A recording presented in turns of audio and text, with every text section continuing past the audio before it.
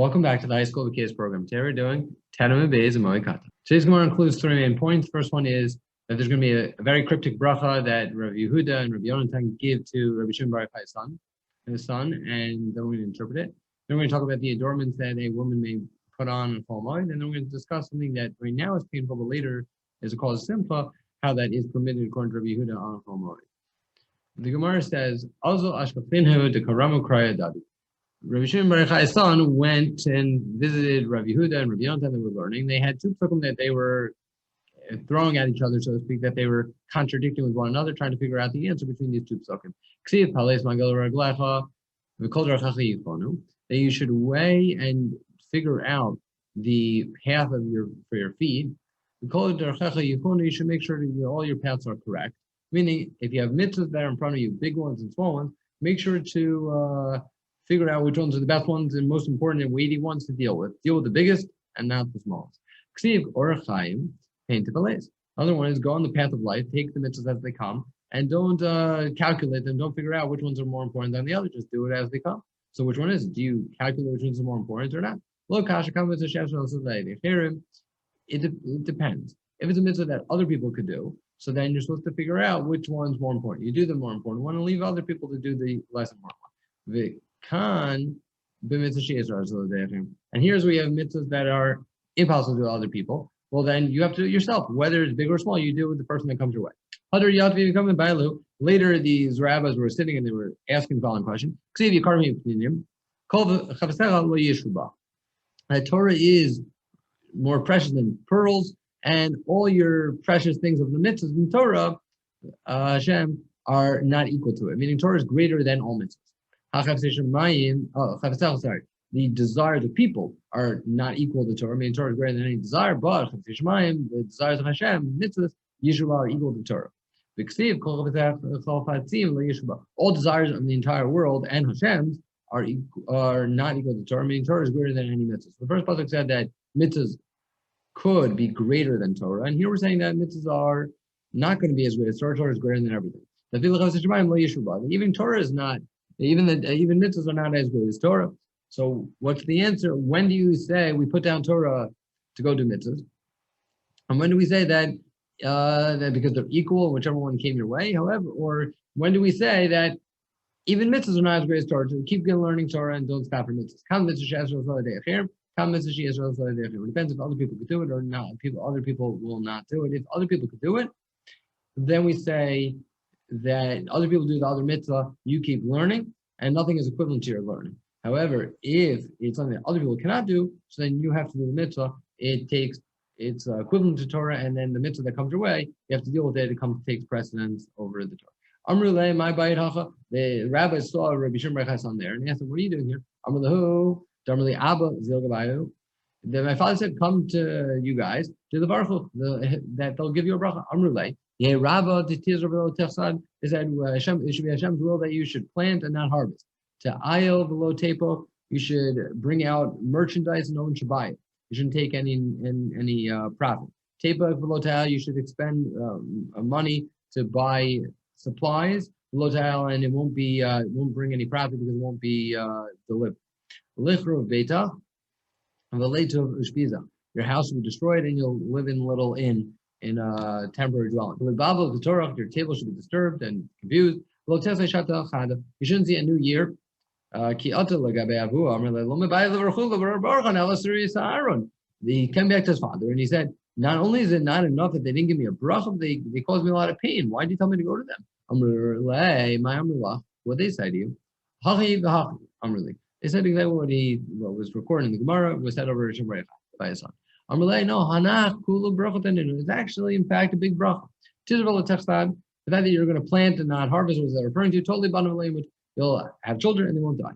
Ta'ayel v'lo that you're going to put out and not going to take in. Ta'ayel kalta v'lo you'll have daughter-in-laws and they won't die. Meaning the banach lifkun, that your sons are not going to die. You'll have daughter-in-laws and your sons are not going to die, such that your daughter-in-laws are going to go back to their parents' home. Tapuk v'lotile, you're going to have things that are going to come out and not be brought back in. Totally banata, you're going to have daughters, and then they're going to be married off. They go to their husbands' homes and in-laws, and they're going to stay there. V'lo yamutu guraya, and their husbands won't die. And then they're not going to come back to you. That's wonderful that they should live by their husband or live by their in-laws, and they shouldn't come back to you, because it's the normal thing that the wives would go live by the husbands or live by the in-laws and not by her parents. But it was a good sign that they would come out and not come back. Your house will be destroyed and live in an inn. What's that referring to? This world is temporary, and the next world after life of death is established house of beta. In their imagination, the people think that their houses are forever. In their imagination, in their kever, in their graves. The graves are going to be forever. So it's here referring to the kever as bias. So the bias is the kever. So your kever should be destroyed, meaning it should go unused. You should never die. And you should have a kever that shouldn't be used, and that'll be wonderful. That'll be great. You won't die. As opposed to this world, that's going to be you'll be able to dwell perfectly in this world, no one die, and be able to do mitzvah and Torah. Lebal b'torach, your table should be confused. You should have a lot of children, sons and daughters. That'll make your table all disturbed with a lot of noise and occasion. You shouldn't have occasion for a new year, meaning Shana Rishona with a wife is considered a new year, a new starting, and that's something you should never have, because you should marry a wife and not ever have to marry another one. Rabbi Shimon ben Chalafta, iftar minei Rav. Once Rabbi Shimon was leaving Rav, and he said, "Oh, why don't you go to him and get a bracha?"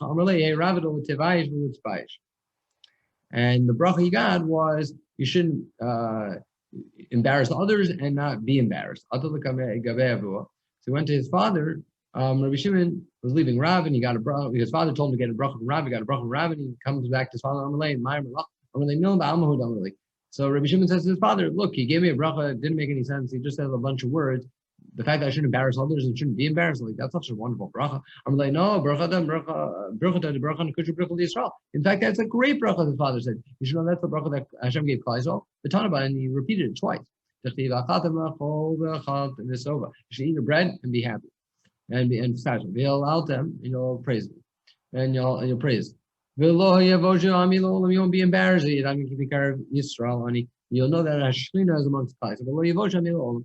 And my nation was never embarrassed. What was it? You should tell me. She had some mission that a woman could adorn herself. What was that referring to? That she could put on certain makeup. Post second, she can part her hair. She puts a certain red dye on her face. She puts it in lower part of the body. Once the wife of Chizda was putting on adornments in front of her daughter-in-law, and even though she was older, because she already had a son that was already married, she was still putting on adornments. Rav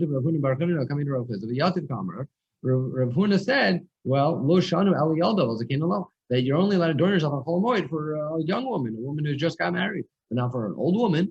The Rav Chizda said that's not true. You're allowed to put on adornments, even an old woman. Even your mother and your mother's mother could do. If she's about to die, that a 60-year-old woman is like a 60-year-old woman when it comes to running for the noises of the wedding, because they're excited to be involved in things of happiness for a couple, and they always want to adorn themselves to look good in front of their husbands, and therefore it applies to a 60-year-old and it can apply to a 60-year-old. Tanya Rabbi Yehuda Rabbi Yehuda says a woman shouldn't put the lime on her skin to take off the hair, because it makes her disgusting. It's painful for the time. It doesn't look nice for the meantime before it is affected. If it's a quick acting lime, you're allowed to do it, because you put it on Chol Moed and take it off at the end of Chol Moed, and she looks nice. And by the end of the Moed, he actually, even though it's painful now, is good by the end, and it's a cause of simcha, it's a cause of happiness later. Rabbi Yehuda said we can look at the end. You don't look at it right now. But tonight, Rabbi Yehuda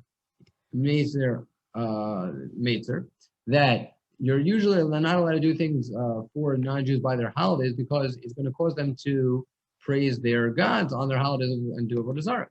So you're not allowed to repay your debts to them, because then they're going to be happy. So could you have them repay you? Can you collect from them? The answer is you may, but aren't they going to be happy after the fact that they repaid a debt? So I'm glad that they don't have to have that off their shoulder. And the answer is because right now it's painful for them. So the rabbis argue in Rabbi Yehuda, you're not allowed to do that next to their non-Jewish holidays because it's going to make them happy. Because even though they're right now sad, they're repaying a debt, but later they're going to have it burns off their shoulder. I'm not going to Chol Moed works differently. Everything in Chol Moed works like that. When you cook and bake, it's also like that. While you're cooking, it's annoying. It's just the tircha, nothing good comes out of it. But when you finish the baking, well, then you enjoy it. So too, when it comes to the dormant, anything like that, Rabbi Yehuda allows putting on the line now. It's annoying now, and later it's going to be good. That's fine. When it comes to the halachas of Avodah Zarah, it's a little bit different, and we look at it for the time being, and therefore it's negative now. Therefore, it's allowed to collect money from them. Ravina Markuti Linya Piron all amazing. When it comes to non-Jews repaying debts to Jews, it's always considered a negative thing, and they don't look at the future. They'll be happy with it after time. They look at it as though it's just annoying to pay it off, and therefore it's allowed to be collected next to their holidays. Girls that became time of maturity, physical maturity, and they're not old enough. They're not like bar mitzvah. So what would they do to make their skin look beautiful? They would put the poor woman would put lime, ashira, tofu on top of the solet. The rich woman would put fine flour. But no malachim b'shem anymore.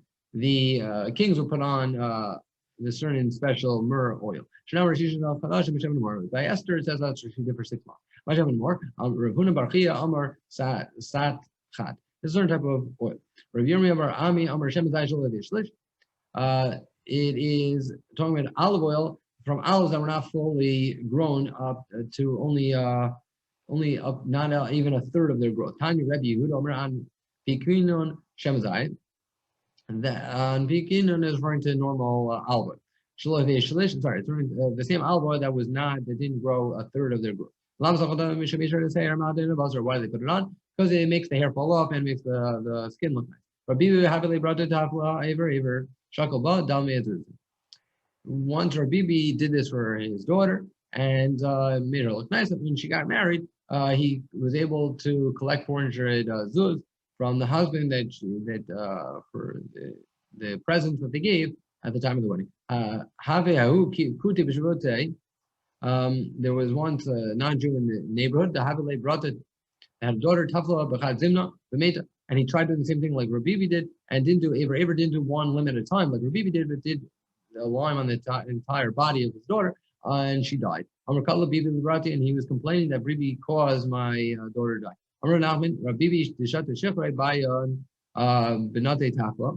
Well, the difference is that Rabibi's family used to drink beer, and that caused the hair to come out, and therefore they need to do this process to put the lime on. It's